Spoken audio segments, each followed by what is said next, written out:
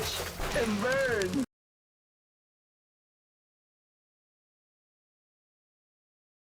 Hey everyone, so tonight I wanted to discuss rifts. Now this is a, Jesus Christ, rifts.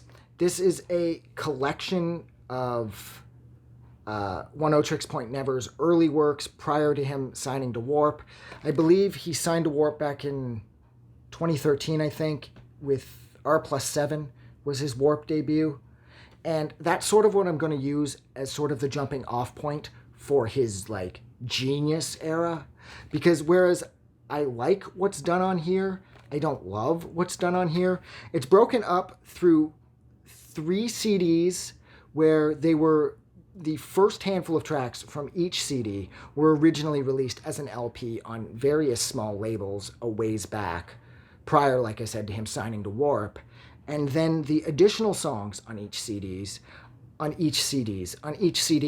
are sort of bonus tracks that were released on splits with other people in and around the same time, or they were released as singles or one-offs or whatever, and they were compiled here as sort of 3 complete albums, even though technically that's not what they are. They're more like 3 complete compilations.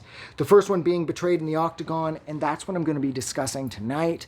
And I don't love it because I find it to be too awashed in like ambient glitterness, I suppose. It's a good way of putting it. Like it twinkles too much. Like I found like a lot of like Vangelis' stuff tends to twinkle. This record did a lot of that. There are tracks at times where you could hear what he was going to become later with the release of R+7 into like his genius phase, like I said a minute ago. But I don't know, I just don't feel that this stuff does it enough. I find that it's very early, and you can hear that is, he's developing a sound, and in Oneohtrix Point Never is figuring out sort of like who he is and who he'd eventually become, because what he's done since R+7 has, like I said, it's been nothing short of genius. But as of rifts, I don't know, and everything on this collection, it's great at times. Like some of it's fantastic. Like if you were to break it down and sort of make like a best of it, you would have a really strong, 15 or 20 songs from all 3 of these CDs or all 3 of these albums, plus the B-sides and the bonuses and the splits and everything that's been compiled on to each of them. You would really find something really worthwhile. But for the most part, I found that Betrayed in the Octagon, again, it's just, it has its moments. I liked Eyeballs, A Pact Between Strangers.